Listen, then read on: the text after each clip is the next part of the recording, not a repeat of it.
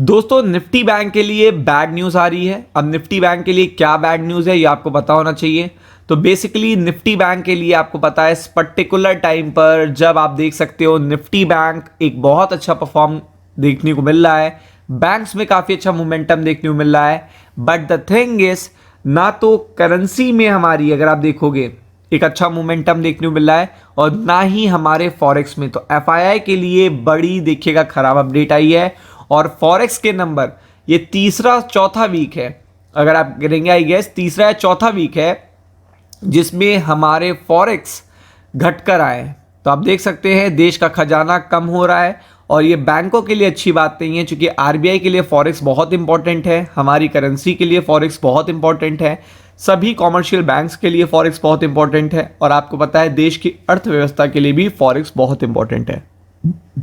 अब देखिए सबसे बड़ी बात आती है कि फॉरेक्स क्यों इंपॉर्टेंट है। तो फॉरेक्स और स्टॉक मार्केट का कनेक्शन भी आपको पता होना चाहिए। एक्चुअल में फॉरेक्स और एफआईआई का देखिएगा कोरिलेशन जो है वो पॉजिटिव कोरिलेशन है। अगर आप देखोगे यहाँ पे पॉजिटिव कोरिलेशन देखने को मिलता है, यानी कि किसी देश का अगर देखिएगा फॉरेक्स बढ़ रहा है तो वहाँ पे एफआईआई देखिएगा और ज़्यादा अट्रैक्ट होंगे। तो यानी कि फॉरेक्स बढ़ रहा है तो एफआईआई भी वहाँ पे आएंगे और अगर फॉरेक्स कम हो रहा है तो एफआईआई वहाँ से जाएंगे, यानी कि आउटफ्लो देखने को मिलेगा। तो सेम चीज़ है, आपको पता है कि स्टॉक मार्केट के लिए एफआईआई की इंपॉर्टेंट बहुत ज़्यादा है और इसीलिए टाइम टू टाइम देखिएगा कई सारे रूल्स कई सारी चीज़ें लीनियंट की जा रही हैं एफआईआईज के लिए, ताकि उनको यहाँ रजिस्टर करना भी ज़्यादा डिफिकल्ट ना हो। तो ऐसे में अगर आप देख सकते हैं देश का खजाना अगर यहाँ पे खाली हो रहा है और फॉरेक्स देखिएगा जो रिजर्व्स हैं उनमें कमी आ रही है, उनमें गिरावट आ रही है, तो ये एफआईआई के पॉइंट ऑफ व्यू से और स्टॉक मार्केट के पॉइंट ऑफ व्यू से स्पेशली निफ्टी बैंक के पॉइंट ऑफ व्यू से अच्छी बात नहीं है।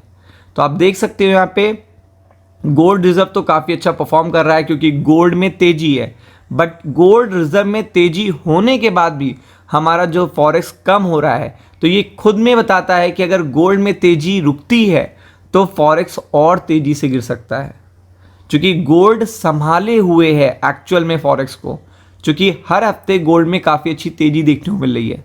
But the thing is actual देखिएगा जो स्ट्रेंथ होती है वो एफसीए अकाउंट से आती है जो है फॉरेन करेंसी एसेट।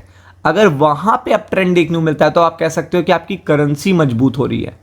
यहाँ पे आप गोल्ड के सहारे काफ़ी टाइम तक नहीं बैठ सकते, ये चीज़ हम सभी जानते हैं, क्योंकि गोल्ड में कहीं ना कहीं जाके मोमेंटम में रुकावट आएगी और देन आफ्टर दैट देखिएगा फॉरेक्स रिजर्व और एफसीए अकाउंट पे काफ़ी बड़ा असर पड़ेगा और स्टॉक मार्केट पे भी इसका असर पड़ता है जब आपको पता है कि लगातार एक ट्रेंड चलने लगता है कि हमारे फॉरेक्स गिरना शुरू कर देते हैं week to week. Last week भी गिरे थे और इस हफ्ते भी गिरे हैं, तो ये चीज़ काफ़ी देखिएगा बड़ी बात है। और आप देख सकते हैं यहाँ पे गोल्ड में अगर तेज़ी ना देखने को मिली होती तो ये पर्टिकुलर नंबर्स और ख़राब होते। तो आप यहाँ पे देखोगे दिवाली से पहले देखिएगा आर्थिक मोर्चे पे देखिए इकोनॉमिक पॉइंट ऑफ व्यू से देखिएगा ये बुरी खबर बताई जा रही है। अब आप समझ लो कि इसकी इंपॉर्टेंस कितनी है स्टॉक मार्केट के पॉइंट ऑफ व्यू से भी ऐसे भी।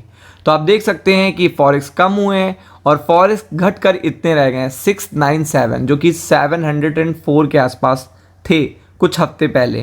तो आप देख सकते हैं वहाँ से काफ़ी गिर रहे हैं। ये डेटा भी किसका है, आरबीआई का डेटा है और ये लास्ट वीक का है, 10 अक्टूबर के अंत तक का है। और आप देख सकते हैं जो लॉस हुआ है वो इतना लॉस हुआ है और ये लॉस बढ़ भी सकता था अगर आपको पता है कि यहाँ पे गोल्ड में तेज़ी ना होती, गोल्ड में अगर जंप ना आया होता तो आपको पता है कि ये डेटा और ख़राब होता।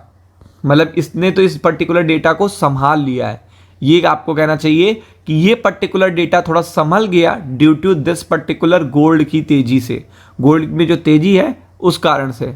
तो आप समझ सकते हैं कितनी इंपॉर्टेंट बात है। और आप लास्ट वीक भी देख सकते हो काफ़ी ज़्यादा गिरावट थी, इस बार भी है और करेंसी के लिए बहुत ख़राब अपडेट है।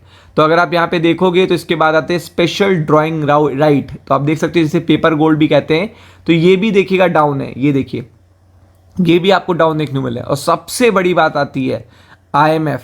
तो आप देख सकते हैं इंटरनेशनल मॉनेटरी फंड में भी हमारी पोजीशन कम हो रही है और तेज़ी से घट रही है। ऐसा ना सोचिए कि बहुत धीमे धीमे घट रही है, बहुत छोटा अंतर आ रहा है। तो आप देख सकते हैं आईएमएफ में भी हमारी पोजीशन कम हो रही है, डाउन हो रही है और फॉरेक्स भी डाउन है और करेंसी भी लो बना रही है। तो ये चीजें निफ्टी बैंक के पॉइंट ऑफ व्यू से अच्छी नहीं है, क्योंकि निफ्टी बैंक ने 5 दिन में काफी अच्छे रिटर्न बना के दिए हैं। तो इस पॉइंट ऑफ व्यू से देखेंगे तो स्टॉक मार्केट के लिए अच्छी अपडेट नहीं है, नेक्स्ट वीक इसका असर पड़ेगा। फोकस करिएगा। राम राम।